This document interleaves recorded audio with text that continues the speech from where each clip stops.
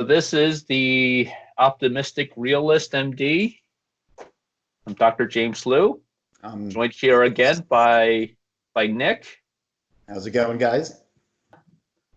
So as per your request, we're doing a episode today about stress management because, Yeah, as you know, we're right in a very we're in a very stressful time right now. now. So this is what week 3 of the isolation from the COVID-19 virus. Mm-hmm. And yeah, it's the new normal. Everyone's adjusting, and I'm actually myself. I'm getting less stressed as it goes on, but it's still like I'll be like different from day to day. Like yesterday, I was like a little stressed about everything, and today I woke up, I was just like, oh, it is what it is, and it's like it's crazy, and like everyone's in the same boat. I feel. And it's what's a high stress time because you get all the bad news in the on news reports. Doesn't matter which news station you watch, it's always reporting the number of cases, the number of deaths. Well, the uh, negative, yeah, yeah, and of course we live in a hot spot right now. Being in yeah. New Jersey, we're right behind New York as the state with the second most number of COVID cases. And it's just unfortunate. This is just unfortunate that we're in this in this predicament Mm-hmm. I as would it have never, is. I would have never thought, my lifetime I'd live through something like this. Like never. Yeah, But I just keep, like you saying with the news, all the negative. There are some, positive things that you can focus on going through this that I feel like a lot of people don't do, and it could help them a lot if they try to focus. Also, just we were speaking earlier, the fact that they're saying 40 to 50% of those infected are asymptomatic, but that's something they won't. Actually, they mentioned it on the news yesterday. They were talking about it, and they were saying that's the biggest problem because those are the ones spreading it, and they don't know right, they have it. right. So now we're all wearing face masks. Finally, that's going to help control that, Yeah, control the spreading. right. And I've always been skeptical of the recommendation before about not wearing any type of face covering. Mhm. Because again, it's not just protecting yourself from getting infected. The problem is now with this COVID is that it has this long incubation period, and the majority of people are walking around without any symptoms at all or very mild symptoms. So it's not just protecting yourself, but also protecting others Exactly. Yeah. from getting it. So it's it that that's very important because that's how you curb the spread of the virus. But we'll focus on something a little bit more positive today. Okay, since this is the optimistic realist. Yeah. So that was the realist portion of it. Now we get to the more Yeah. optimistic side of It's things. why I'm stressed out now more than usual. Yeah. Yeah. So, what I would like to do is just talk about different ways that you and I have been managing stress, Hmm. okay, or using this opportunity where we are forced to be out of work, as a way to do something more positive Yep. with our time, with our lives right now. Hmm. Um, so a couple of things I just want to touch on today, and in no particular order, just whatever our conversation is. But I would like to touch on some uh, meditation, exercise, routines. I Yep. want to touch on nutrition, sleep, which is very important. Mm. And then the last thing we'll talk about too is using this period of time as a way to develop new skills. Yeah. Okay, as a way of coming out of this feeling more in control, Mhm. more empowered. And that's one of the biggest stresses too. Is this idea of helplessness? Yeah. Yeah. When you're And conscious. Oh, go ahead. Yeah. even when I talk to like some of my friends who are like prone to anxiety, like they're telling me these things, like all this negative news, and they're talking like they're going outside and walking over dead bodies. Like it's not the case. It's like they just make it so extreme, and it's like it's serious, but it's you gotta be a realist, and realize it's not the apocalypse, So, So let's start with you. What have you been doing in terms of exercise, in terms of meditation, that's been really helping with you getting through this period? well, we were talking earlier before this that we were saying like kind of exercise and meditation kind of have like the same thing because they just kind of shut your brain down for a bit and help you.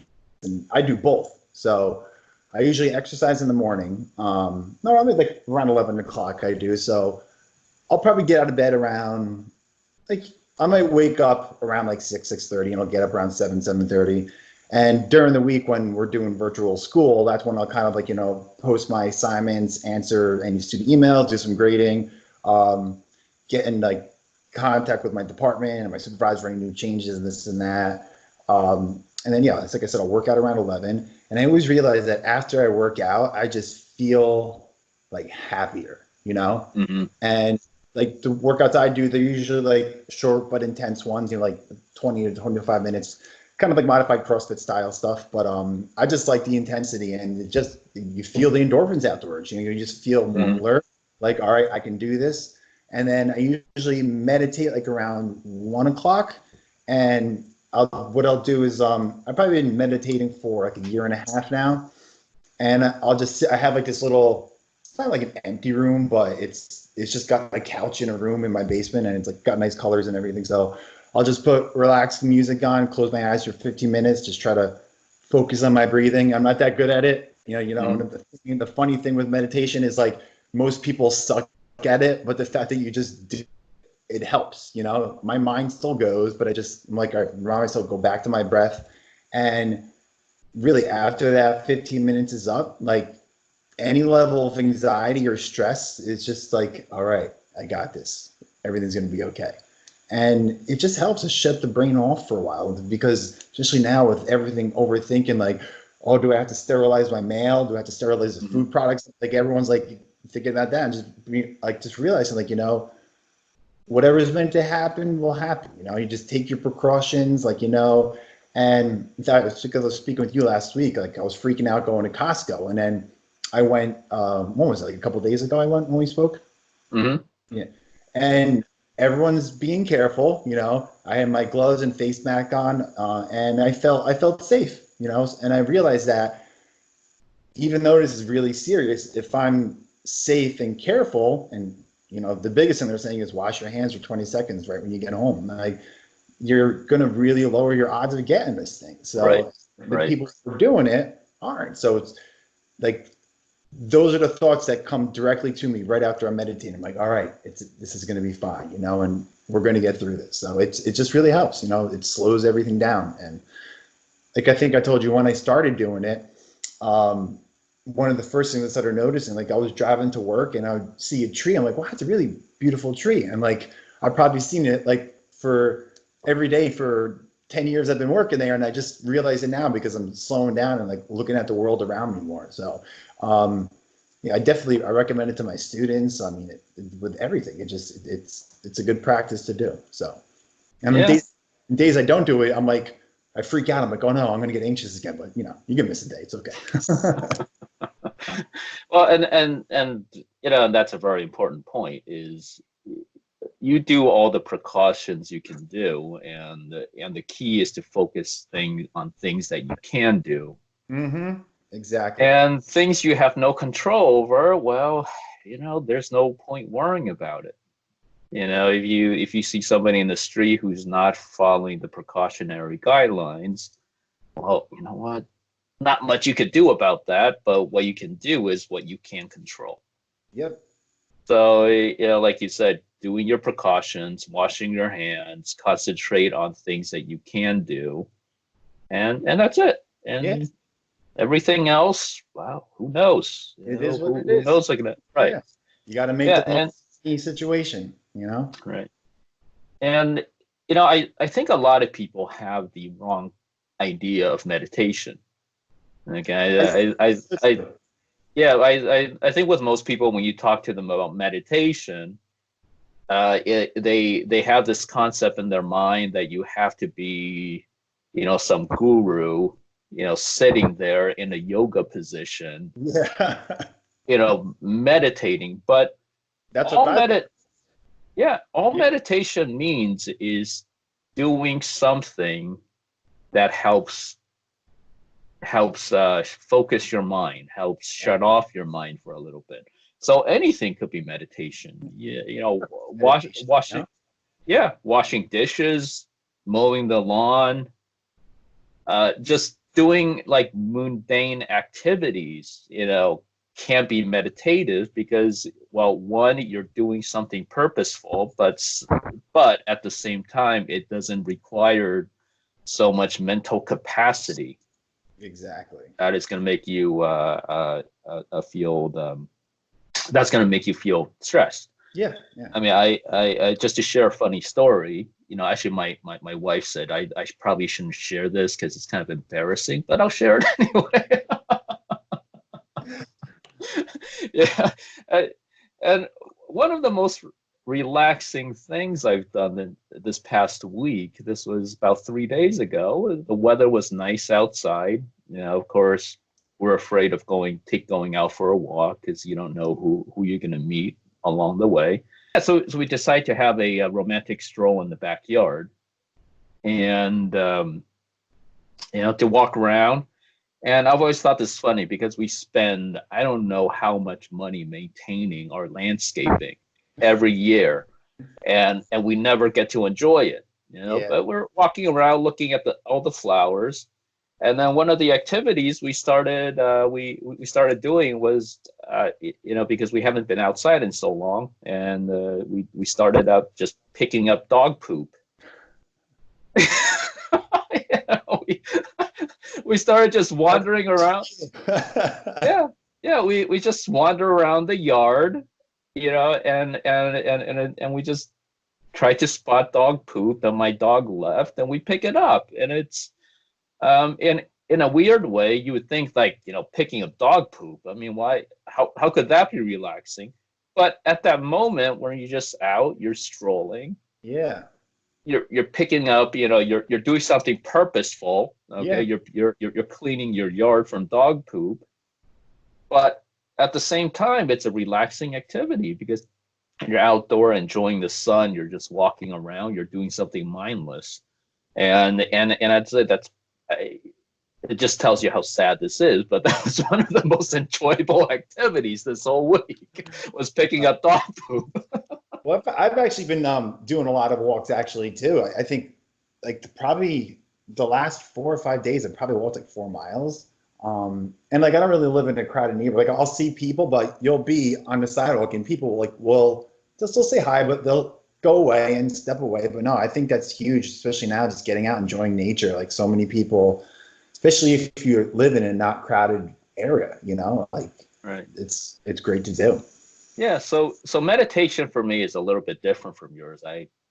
Meditation for me is doing mundane things, Yeah. things that take very little brain power, but at the same time, you feel like you're doing something purposeful. I Mhm. mean, for example, yes, so other than dog poop a few days ago, what I find very relaxing for me yesterday was you could see in the background here, I've rearranged my backdrop I for, see. for my recording. Yeah. Okay, so I found that actually relaxing. Yeah. Putting things up, redecorating. Oh, house. Yeah, I think like housework and like home improvement projects. I think I told you I just built a theater in my basement, and it took me like 3 months, but I would just come home and work on it for 2 hours after work every day, and it's like I wish I didn't build it yet because I would have been doing it now, Right. But projects Yeah, like that. yeah, and it's just a way to sort of focus your mind, focus on one thing, so you take out everything else, Yeah. that's around you. Just be able to just be in the moment, Hmm. instead of worrying about what's going to come next. Yep. What do you typically do for exercise? Um, I usually, like I said, I usually keep it like short, 20, 25 minutes. But like for example, what did I do today? Today I did 8 rounds. I did, it was 12 pull-ups, 24 lat pull downs, and then 12 push-ups, and then 24 tricep push downs, and I just do that, as fast as I can with proper form, and it gets that and like the cardio in as well. And I mean, it's intense. My heart rate gets up to like 150 or 160, but it's a short amount of time. And like I've been doing that for, I would say 9 years, ever since my sister opened a CrossFit gym. And I just think it works. It's effective. I mean, especially, as an endocrinologist, if you're going to the gym and working out for like over an hour, your muscle's going to start eating itself away because your body just starts pumping cortisol. So this is like a really short threshold where you kind of don't get to that point, but it gets I think about that workout. It took me 21 minutes, and it's probably more than I used to do going to the gym for like an hour and a half, and it's great too, because the intensity of it is so much that you can't think about anything else, because you're just like, oh my God, this sucks. And then you're done quickly, it's efficient, and it's been effective for me. Like it's the only type of workout that it's kind of giving me results. And it's fun because like I program my workouts, and it's different rep schemes, and different, like some are heavier, some are lighter, higher reps, and different movements. And it's the creativity part of it's fun for me too. So yeah, just changing things up, and that's what I've been doing too. I've been dedicating at least 20-30 minutes a day just exercising. Yeah. I usually do some type of cardio for about 15-20 minutes. So that could be in my basement I have a rowing machine, I have a rowing machine, I have a elliptical machine, and I have a treadmill and jump ropes. So I would just choose one of those cardio things to do for 15-20 minutes.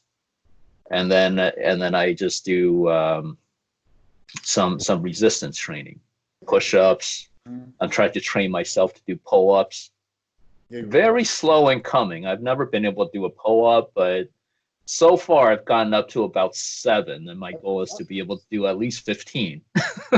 So, but that's very slow in coming, because of course now, at an older age now, is that it takes much longer to build up that the necessary muscle to be doing that activity. So I'm trying to make sure I don't do too much every day, because again, if you get injured, well, you're out for at least a month.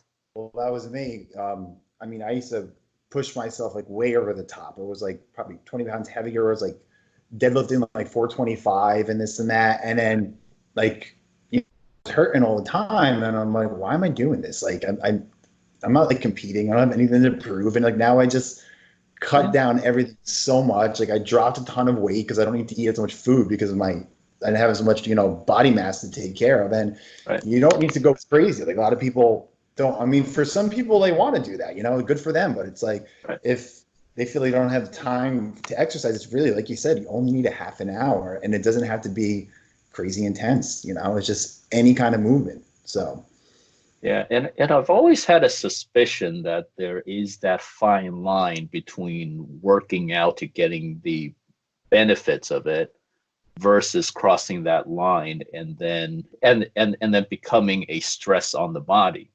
Well, I'll just tell you, this just happened to me yesterday. So I think this was because I write all my workouts down in a log, and since, I have all this time, working out has been part of my schedule. So I try to keep a schedule, and I realized, and I look back, and like, again, my workouts are intense. So it's, a little bit harder on the body than like, just someone going to the gym doing sets and reps. And I did 18 days in a row. And yesterday, like Dr. Leu, like I couldn't, everything was sore. I was depressed. I was anxious. I was just like in a fog. And I'm like, I think I just crossed that line. Right. So I did nothing yesterday. I just relaxed. I just took like a 2-mile walk maybe. Woke up today, feel completely, it's still sore. I'm still sore, but like the mind, like it's just in a different place now.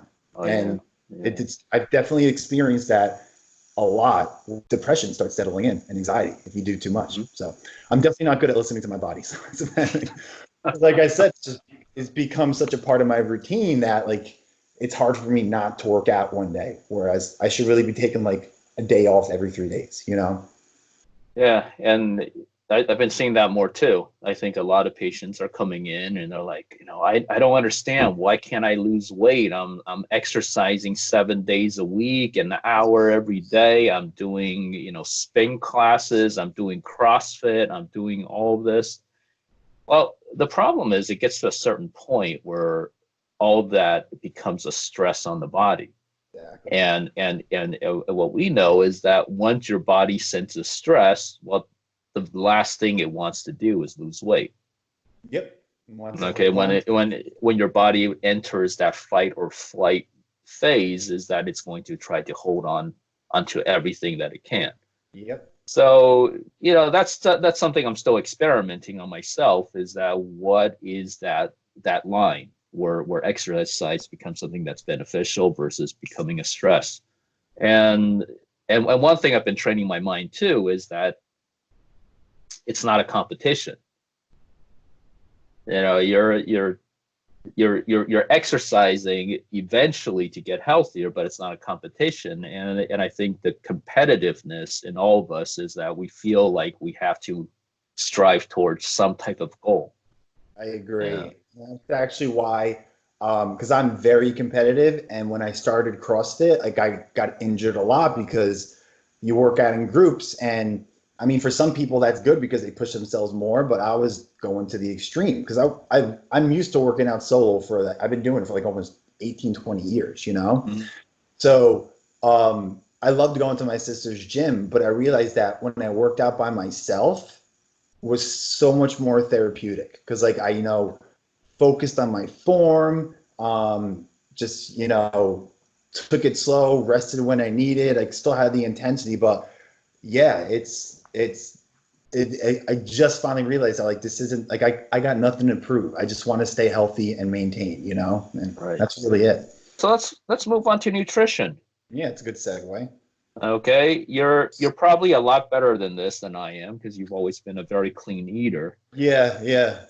Everyone always kind of busts my chops for it, but it works for me. And like I'm not like I fortunately I pretty much eat the same thing every day for dinner. It's like I love chicken thighs, so I'll just kind of like put different stuff on chicken thighs and like season them differently. But no, like I say, I would say I'm like a loose paleo diet follower. All right, I do some dairy, right? A little Mm-hmm. bit, not a lot.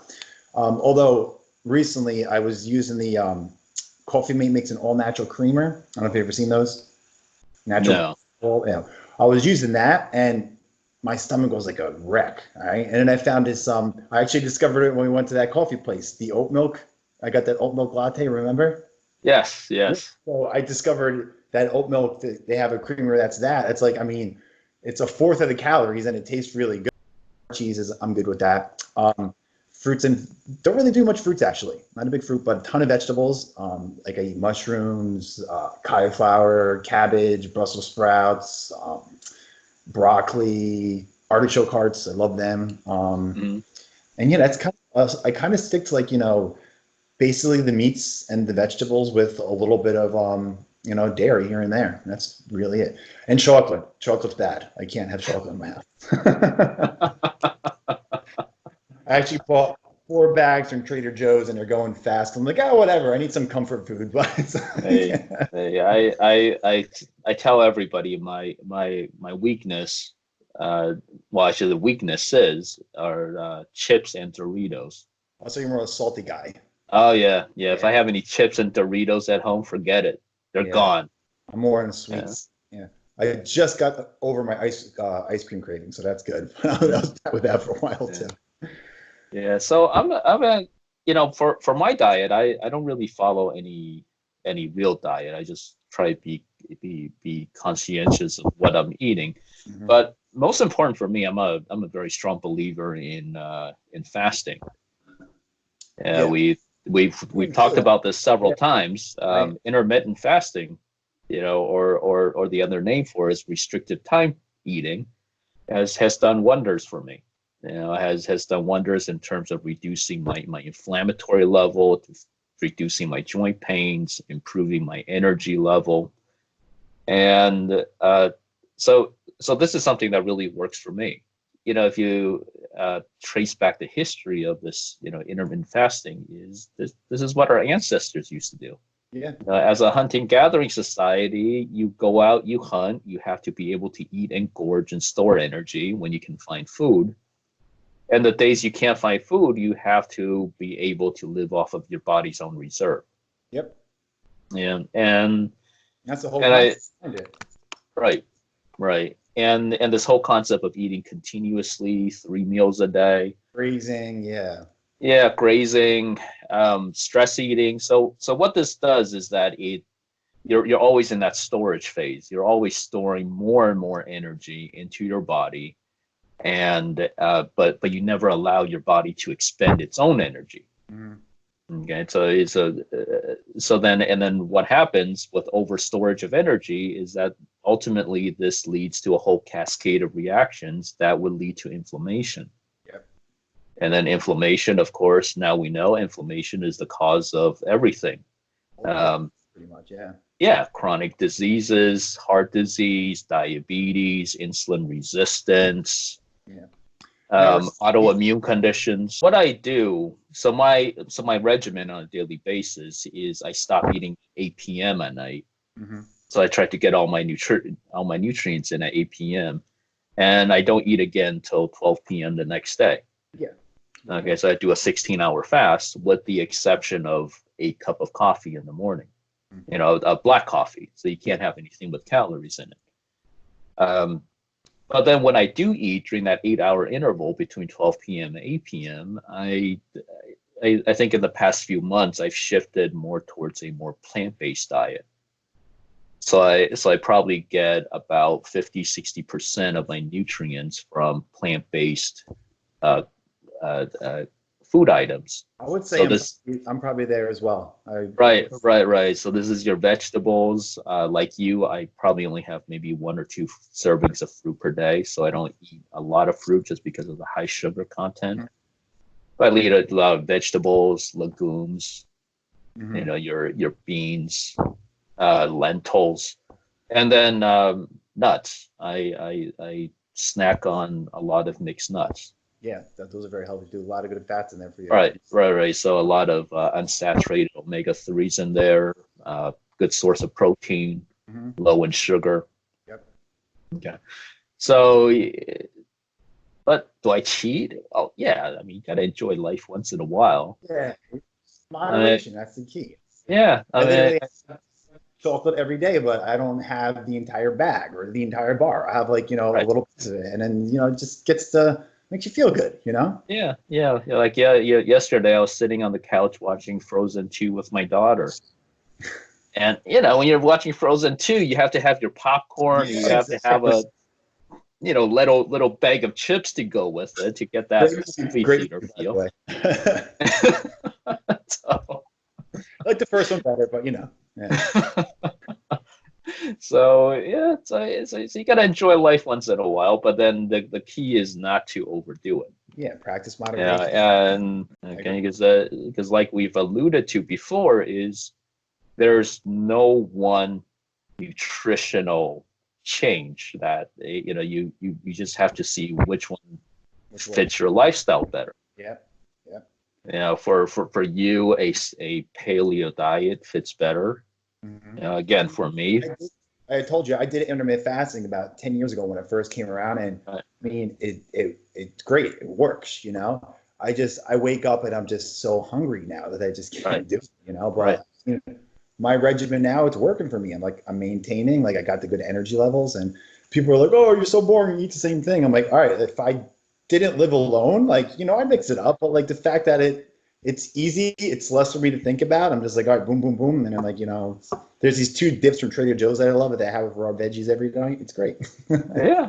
And people ask me, because I've been doing this intermittent fasting now, I think for over 7 months. And people ask me, it's like, well, if you've already achieved the goal weight that you want to achieve, why are you still doing it? Well, that's because it's not a diet; it's a lifestyle, which you got to keep doing. Right. And I tell them, it's like, I feel great now. I feel great. Why would I want to go back to feeling like crap 7 months ago eating all the things that taste good, but I know it's not good for my body. Yeah, And if I'm feeling great now, well, that sense of feeling good is reward enough to stay on it. I agree. Yep. Yeah. And it's a lot of people, when they see these things, they look at it as, oh, temporary fixes that they could go back to eating the way they did prior to. But they got to realize, like, yeah, it's called intermittent fasting or the paleo diet, but I hate that word diet because it's really, you got to take on that lifestyle to Right. maintain it or to work for a lifetime, you know? Right. And you could still cheat every once in a while, go back and eat, 5 slices of pizza one day. It's not going to kill you. You just can't do it every day, Right. So, Right. And the term diet, I mean, the term diet by itself means something temporary. exactly. So and a lot of weight loss programs rely on that to make money. They're they're they're they're hedging on the fact that you're going to fail, that you're going to diet, lose the weight, regain that weight, And do it and again. then you pay more money to do it again. Yeah. And usually when you do the yo-yo dieting, you put on more weight the second and third and fourth Right. times, but then it Yeah. gets harder to lose. So it's Once your body gets to a new metabolic set point, it wants to stay there. So every time you lose weight, your metabolism actually slows down. Mhm. Okay, every time you do one of these yo-yo diets, is that when you lose weight, your metabolism slows down because that's your body trying to preserve further weight loss. Mhm. Okay, but the problem is you never recover that metabolism. So it's not like your metabolism goes back to normal again, and then you can repeat the cycle. No, you actually end up with a slower metabolism, Yep. so that it makes it easier for you to regain that weight. And then once you try to lose that weight again, it gets even more difficult because now you're dealing with a slower metabolism. Exactly. And and this is the this is one of the concepts I always try to tell my patients is, look, once you just have to make up your mind. Once you decide to embark on a lifestyle change, you have to have that mindset that you're going to do this forever. Yeah. Yep. Okay, because if you keep doing that yo-yoing, you're doing irreparable metabolic damage to your body. Mm-hmm. And It's a lot of people out about that. So like, then I can never have this again. I can never have that. It's like, no, you could still have it, just not as frequently, And yeah, it's like you just have smaller amounts. yeah. Like don't eat the whole pie, just have a piece. So no, one more thing about diet, especially now because I'm seeing like all these memes and everything posted. Everyone's just like locked in their house, so they boredom eat. And they're like, oh, day 4, I ate all my 14-day quarantine food in 4 days or whatever. But like all my coworkers are saying they're just eating junk food and all the time. I'm just like, and I'll just make a comment like in a chat, like, oh, I've been like walking 4 miles and like, and like stuff like Well, if anything, I've been concentrating on things other than food yeah. because I mean, I still because look forward to food, don't get me wrong, but right, and a part of it is because my wife is treating this as wartime rationing. There's only so much food we can eat in a day, so now I have to ration. yeah, no, I've been that way too. Like, I mean, I stocked up. I think I should be good for like, 2 weeks about, but it's like, yeah, like, those dips from Trader Joe's that I have. I'm like, all right, I had enough. Like, this has got to last me a week. I only have one more can. So, but yeah, no, I've done the same. So, Yeah. Let's talk about sleep. Sleep is also a very important thing. I think a lot of people downplay in their lifestyle. I think America does because we're just like Right. go nation. Yeah. Right. Because we always put more emphasis on activities, on work, on getting things done. Yep. And I think a lot of times is that sleep becomes an afterthought. Yep. Okay, so if you have nothing better to do, if you have nothing more to accomplish, that's when you sleep. Mm-hmm. Well, it turns out that doesn't seem to be the case because the less sleep you get, the less productive you become. Yep. And for anybody out there that's watching, the 5 subscribers I'm hoping that we have by the end of the year. it is well, both of us we just watched this excellent talk by Dr. Matt Walker. He's a scientist, PhD in sleep, on TED Talks, who gave a wonderful talk about the importance of sleep. Yep. And the benefits of sleep and the detriments of not getting enough sleep. Mm-hmm. If you go back to one of his older talks, it's actually very funny. He starts to talk with the word testicle. Gets your attention, you know. It gets our attention because he did a study that showed that men who sleep more than 7-8 hours a day usually have a larger testicular volume than men who sleep less than 7-8 hours a day. Yep, and that's because the less sleep, he was saying, suppresses testosterone, which Right. the shrinkage. So yeah, so if not for anything, for people who are worried about their sexual being, sleep is very important. It's okay to go 9 p.m. people. Right. But the other thing he mentioned was that sleep is also very important in terms of prepping your brain to learn new things. Yeah. I actually have a first-hand experience about that. The second he said that, I was like, I remember that. So when I was still in my undergrad, William Patterson, I remember I took calculus in the summer, so it was accelerated. But there were so many times that I would be like stuck on this problem, and I'd be working on it at night or whatever. And then I would actually wake up the next day and have the solution in my head and go and try it, and it worked. That probably happened like 5 or 6 times during taking calculus. So it's just proof right there that it works. And they even say the best studies right before bed. Yeah, and I wished I learned this back in college, okay, because it turns out that all those all-nighters I pulled preparing, those all-nighters that I pulled in college, medical school, preparing for an exam, preparing for something, it turns out that these. Yeah, it's counterintuitive, because again, sleep is very important in terms of prepping your brain to learn new things, but sleep also helps you consolidate or to cement that learning. Yeah. So sleep is when you move that information from your short-term memory to long-term memory. Mm-hmm. And then the other thing I learned, watching this talk yesterday was also sleep is also when your brain tries to process and integrate this information. Yeah. So this is probably why after a good night of sleep, you find solutions to problems that, you've been wrecking your brain all day, the day before trying to find. This is happening to me a couple of times, is I forgot where I put my keys. And then after a good night's sleep, all of a sudden you remember. Yeah, yeah. Well, they say the whole key to learning is for your brain to make those associations with prior knowledge. Like that's how, it's like you're not creating a new memory. It's like you're connecting it with prior learned experiences. And that's really, once you make those associations, it's harder to forget new information, Right. That's why I always try to give like analogies, to like, concepts that I'm teaching in physiology. And that's what's actually suffering right now, because I can't do that through the virtual learning. But that's one of the fun parts of cheating, is not cheating, teaching. We got to edit that. Yeah. Fun parts of teaching is making those connections for the students. So. Yeah, and especially during this time period when, of course, everybody's isolated at home, there's really no excuse to not get a good night's sleep.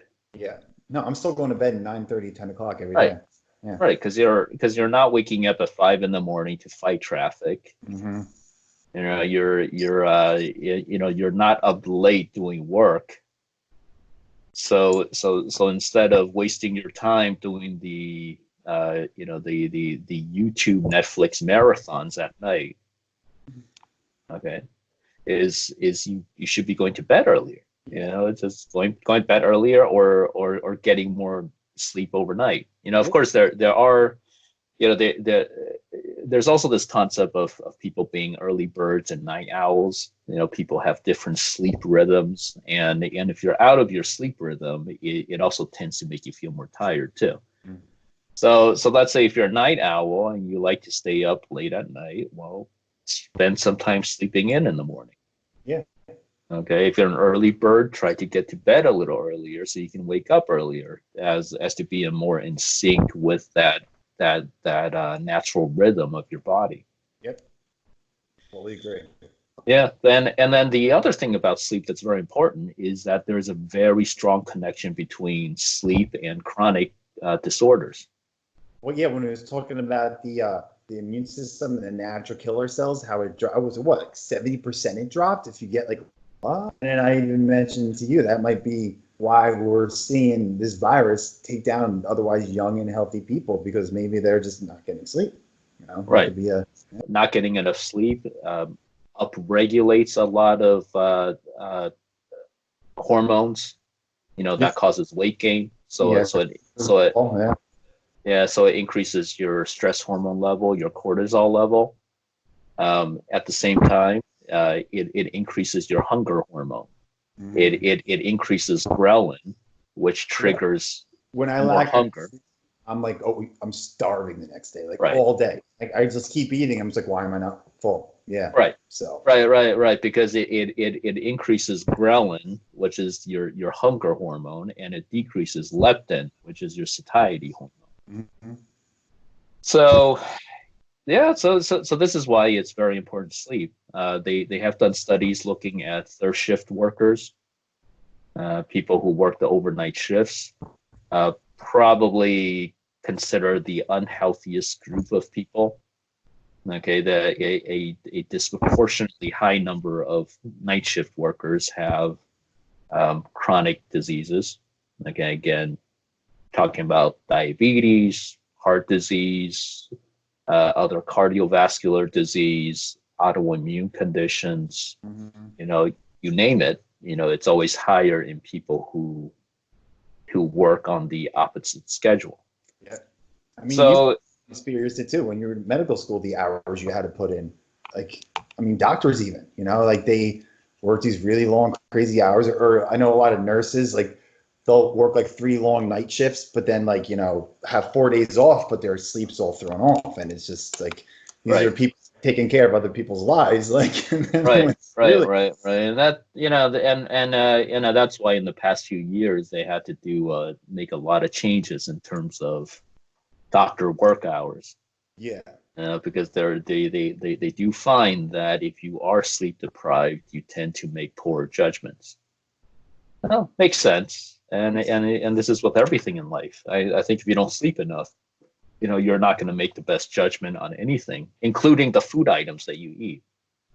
Oh, I always crave like sweets so much more when I like chocolate again. Chocolate. Don't give me chocolate, people. Oh. And yeah, and the last thing I want to talk to you too is to mention too is using this opportunity. Okay, so not to just think of this isolation as everything that is bad, but using this opportunity, this rare opportunity that where you actually have the time to start mastering new things, mastering new skills. Okay, something that you've put off for years. Yeah. Okay, for me, it was this video podcast. Yeah, it's actually for me too. So yeah. I've been putting this off for months, and that's because I was always so busy at work. I have always, I never have time to really enjoy anything. Mm-hmm. Even with the time that I spend with my family, um, a lot of times I'm thinking about work in the back of my head. Yeah. So I'm never really present there, spending time with my family. Mm-hmm. So for me, I view this as a rare opportunity when I can start concentrating on those things. Yeah. So new skill sets I've learned within this past 2 weeks. Okay, one is I started this video podcast. Okay, I learned how to edit videos. Yeah, pretty impressed. I'm in the process of learning how to, post things, Yeah. on YouTube. Finally, I'm behind on this, so finally, I'm starting to learn more about social media. Mm. So I just use this opportunity as a way to learn skills that I can use to enhance my work down the line. Yep, exactly. Yeah, And for people. yeah, and then other things I've seen too in medicine is that this has really forced the medical field to change, to start looking at new ways to help patients, especially because you can't come to the office to see me. We're learning. Yep. Yeah, we're learning new ways to implement telemedicine. Hmm.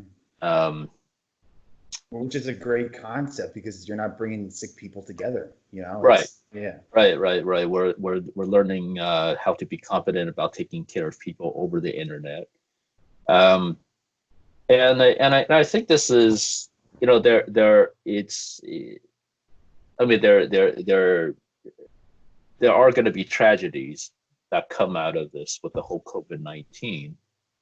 But then on the other hand is that there are positive things, Oh, I think changes in the medical field, changes in society that would become positive things down the yeah, line. we were talking even earlier, like when this first started happening, I was like, this, like our country's pretty divided right now, and this may bring us back together, and like we got to look at it that way. It's like, Right. good Yeah. things that are definitely going to come out of this. Yeah. Yeah. So have you learned any new skills? I actually picked up an old skill. I started playing my guitar again, which has been kind of Oh, like actually got fantastic. started with them, but it's just been collecting dust on my wall for like the past like year and a half. So yeah, I kind of had to force myself to do that because I've always liked playing, but I like playing like with other people. So I'm trying to get like, enjoying it when it's just myself. Been reading a lot, and really the thing that's like still keeping me going, which it's not the same, but the whole virtual teaching that we're doing now, it's kind of a drag for me. So I'm trying to find ways to like, add things to it. Like we can't do any live like interactions with the kids. So I found this program where it records my screen and I could go through PowerPoint and maybe like, give like a 15-minute lecture like I would when I was there. But so yeah, I've been working with that, and then yeah, I'm still like I watch my movies. I'm going to all the MCU movies in order, so that's Mhm. something I do like towards the end of the day to kind of just wind down my day. Right. And yeah, just like, the biggest thing I think is getting a routine still, and that's Right. really I just been finding different things that I could kill an hour with doing. So that's really what I've been doing. So, but one thing I'm really hoping that comes out of it is that it's funny because since everything's virtual now, we give it tests. Everyone's doing really good on the tests now. But I think this already came out of it, because even getting emails from like the teaching administration, they're just seeing how important it is to have that in-class teacher-student interaction when it comes to learning. So I'm hoping teaching will maybe get a positive hit from this after it all ends too. So definitely missing it. Yeah, Yeah. and yeah, as I said, routine is very important. Yes. I still try to keep a routine. I still wake up in the morning, I jump in the shower, I get dressed, I get ready for the day, and I think it's, the human body likes routine. Yeah. Yeah. Okay, and when you get into a routine, the other thing too is that it also gives you that sense of control. The sense that you are not, stuck in this helpless situation. Yep. You feel more in control. Mhm. Again, concentrate on the things you can do and not worry about things you can't do Yep. anything about. Yeah, people they focus so much on this stuff that's happening that we can't control. So just got to make the best of it. That's what All it is right. in the end. So So yeah, as always, it's been fun, yeah, it's been a pleasure. and hopefully we'll come up with something new for next week. Yeah, we got plenty of time. All Yeah. right. All right. Have Have a a great day. Take you care. too. Always a pleasure. Talk soon. All right.